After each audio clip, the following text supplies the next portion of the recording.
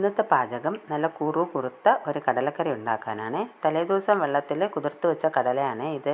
ഇനി ഇത് നമുക്കൊരു കുക്കറിലോട്ട് മാറ്റിയിട്ട് വേവിക്കാൻ വയ്ക്കാം. അപ്പോൾ കടല കുതിർത്ത വെള്ളമാണ് ഇത് ഞാൻ കളയൂല. ഇത് ഞാൻ വീട്ടിനകത്ത് കുറച്ച് പ്ലാന്റ്സ് വെച്ചിട്ടുണ്ട്, ഇൻഡോർ പ്ലാന്റ്സ്, അതിലോട്ടൊഴിക്കും. കടലയിൽ കുറച്ച് വെള്ളവും ചേർത്ത് കുറച്ച് ഉപ്പും ഇട്ട് നമുക്ക് വേവിക്കാൻ വയ്ക്കാം. കടല ആദ്യം ഒരു നല്ല വിസിൽ കേട്ടതിന് ശേഷം പിന്നെ നമുക്ക് ഫ്ലെയിം കുറച്ച് വെച്ച് 2-4 വിസിൽ അതവിടെ ഇരുന്ന് കേട്ടോളും. അതിനിടയ്ക്ക് കറിക്കുള്ള സാധനങ്ങളാക്കാം. 2 തക്കാളി, 3 സവാള, വെളുത്തുള്ളി, ഇഞ്ചി, ക്യാരറ്റ്, പച്ചമുളക് എല്ലാം ഉണ്ട്. തക്കാളി ഒന്നുകൂടി വേണമായിരുന്നു, പക്ഷേ എൻ്റെ കയ്യിൽ ഇപ്പോൾ 2 ഉള്ളൂ.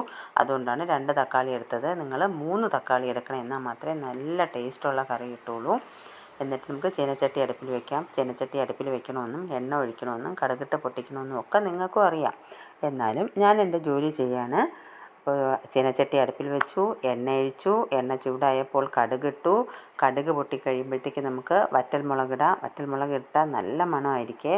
അപ്പോൾ ഞാൻ വറ്റൽമുളക് കൈയിട്ട് പിച്ച് വലിക്കില്ല, പിന്നെ മുഖത്തെങ്ങാനും കൊണ്ടാൽ കാന്തും. അതുകൊണ്ട് കട്ട് ചെയ്താണ് ഇടുന്നത്, കത്രിക കൊണ്ട്. അപ്പോൾ ഇതിട്ട് കൊടുത്തത് കരിയേപ്പിലയല്ലേ, ഇത് മുരിങ്ങയിലയാണ്. അപ്പോൾ കടുക് വറുക്കാനായിട്ട് ഞാൻ കൂടുതലും മുരിങ്ങയിലയാണ് എടുക്കുന്നത്.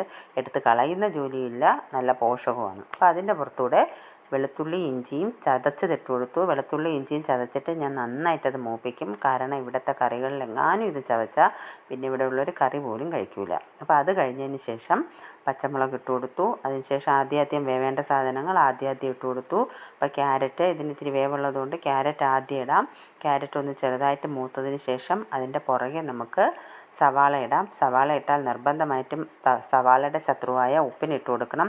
എന്നാൽ മാത്രമേ സവാള പെട്ടെന്ന് ഒതുങ്ങി വരുള്ളൂ, പെട്ടെന്ന് മൂക്കാനായിട്ട് പറ്റും. അപ്പോൾ അതിനിടയിൽ കൂടെ തന്നെ അത് അവിടെ കിടപ്പുണ്ട്. അതിനിടയിൽ കൂടെ തന്നെ ഞാൻ ഇടിയപ്പത്തിന് വെച്ചു. കടലക്കറിക്ക് കഴിക്കാൻ എന്താണെന്ന് കേട്ടാൽ കൂടെ കഴിക്കാൻ ഇടിയപ്പമാണല്ലോ. അപ്പോൾ അത് കാണിക്കാൻ വേണ്ടിയിട്ടാണ് ഇടിയപ്പം ഇട്ടത്. ഇടിയപ്പമല്ല ഇന്നത്തെ നമ്മുടെ പാചകം.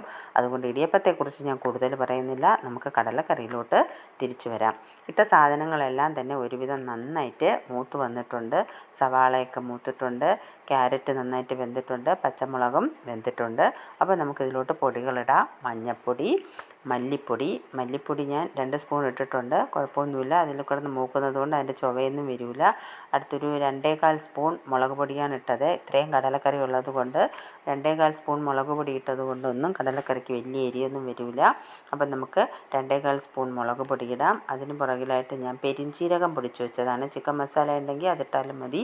ഞാനിവിടെ പെരിഞ്ചീരകം പൊടിച്ച് വെച്ചതിട്ടു.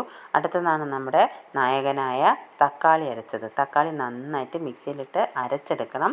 ആ അരച്ച പേസ്റ്റ് വേണം ഇതിനോടൊപ്പം ഇടാൻ. അപ്പോൾ ഇത് ഇട്ട് കഴിഞ്ഞതിന് ശേഷം ഇതെല്ലാം കൂടി നന്നായിട്ട് ഒന്നുകൂടി മൂപ്പിച്ചെടുക്കണം. മൂപ്പിച്ചെടുക്കുക എന്ന് വെച്ചാൽ തക്കാളിയുടെ ഈ വെള്ളം അത്രയും വറ്റി വരണം. വറ്റി വന്നാൽ മാത്രമേ തക്കാളിയുടെ ചുവയില്ലാത്ത നല്ല ടേസ്റ്റുള്ള കറി കിട്ടുള്ളൂ. അത് നന്നായിട്ട് നിങ്ങളിത് ഇതുപോലെ വറ്റിച്ചെടുത്തോളണം. വറ്റിച്ചെടുത്തില്ല എങ്കിൽ തക്കാളിയുടെ ടേസ്റ്റ് വരും. എന്നിട്ട് എന്നെ കുറ്റം പറഞ്ഞിട്ട് കാര്യമില്ല. അതിനുശേഷം നമുക്ക് ഇതിലോട്ട് വേവിച്ച് വെച്ച കടല ഇട്ട് കൊടുക്കാം. ഉപ്പൊക്കെ ഇട്ട് വേവിച്ച് വെച്ച കടലയാണ്. ആ കടലയും കൂടെ ഇട്ടതിന് ശേഷം ആ വെള്ളവും കൂടെ ഒന്ന് വറ്റുന്ന വിധത്തിൽ ഒരു മീഡിയം ഫ്ലെയിമിലിട്ട്, അടിയിൽ പിടിക്കാതെ മീഡിയം ഫ്ലെയിമിലിട്ട് വേവിക്കണം. ഇനി ഇതിന് ശേഷം നമുക്ക് ഇതിലോട്ട് എന്ത് വേണം? കുറച്ച് തേങ്ങാപ്പാൽ വേണം. അരമുറി തേങ്ങയൊന്നും വേണ്ട, 1/4 മുറി വരുന്ന തേങ്ങ അരച്ച് അതിൻ്റെ പാലെടുത്ത് വെക്കണം.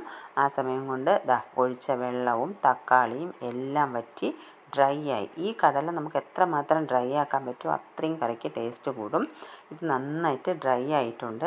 ഇങ്ങനെ ഡ്രൈ ആയി വന്നതിന് ശേഷം മാത്രം നമുക്ക് തേങ്ങാപ്പാൽ ഒഴിച്ചു കൊടുക്കാം. എത്രത്തോളം കറി ആവശ്യമുണ്ടോ അതിനനുസരിച്ചുള്ള തേങ്ങാപ്പാൽ. അത്രയും തേങ്ങാപ്പാൽ വേണമെന്നില്ല, ഇച്ചിരി വെള്ളമിട്ട് പിഴിഞ്ഞെടുത്താൽ മതി. അപ്പോൾ അത്രയും തേങ്ങാപ്പാൽ ഒഴിച്ചു കൊടുക്കാം. തേങ്ങാപ്പാൽ ഞാൻ മുഴുവനും ഒഴിച്ചു കൊടുത്തിട്ടുണ്ട്.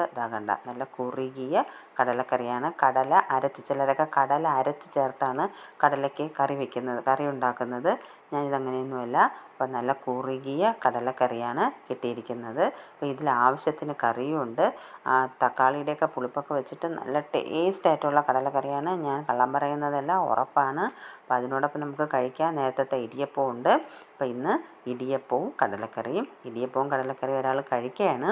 ഇത് കഴിച്ച് തീർന്നതിന് ശേഷം സൂപ്പർ എന്ന് പറയാൻ തിരിഞ്ഞതാണ്. പക്ഷേ അപ്പോഴേക്കും ഞാൻ വീഡിയോ ഓഫ് ചെയ്തു.